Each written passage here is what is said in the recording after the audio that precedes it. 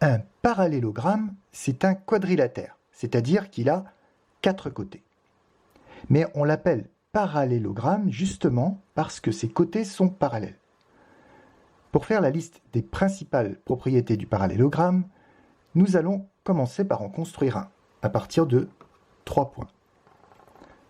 On va tracer la droite BC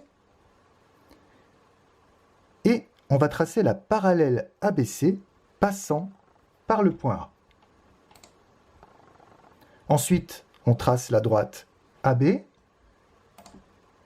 et la parallèle à AB passant par le point C. On obtient ainsi le 4e sommet de notre parallélogramme ABCD.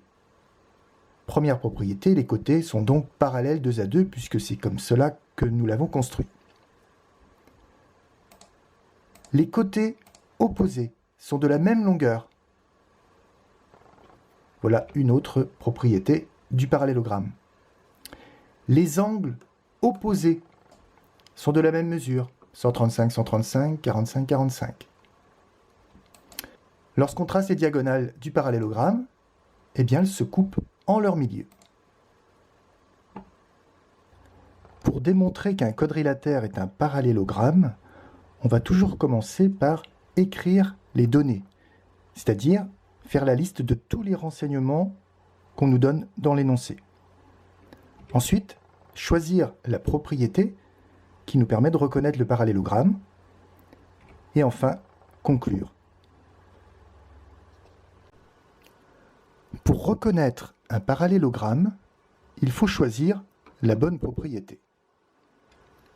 Le premier quadrilatère a des angles opposés qui sont de la même mesure.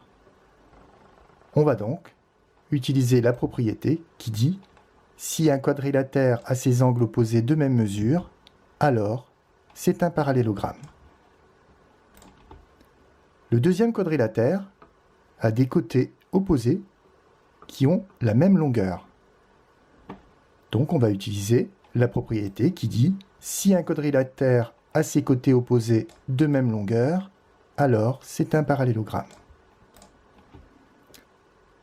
Ensuite, il n'y a pas de codage sur cette figure, mais on nous indique que AB est parallèle à DC et AD est parallèle à BC.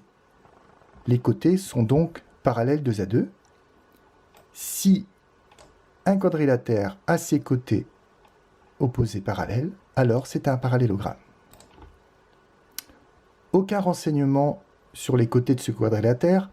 En revanche, on a des longueurs sur les petits segments AO, OC, DO et OB qui nous indiquent que les diagonales se coupent en leur milieu. Donc il s'agit de cette propriété. Si un quadrilatère a ses diagonales qui se coupent en leur milieu, alors c'est un parallélogramme. Et enfin, aucune indication sur ce quadrilatère, mais comme il est construit sur du quadrillage, AB et DC sont parallèles, et le segment AB a la même longueur que le segment DC. C'est une 5e façon de reconnaître un parallélogramme. Si un quadrilatère a 2 côtés parallèles et de même longueur, alors c'est un parallélogramme.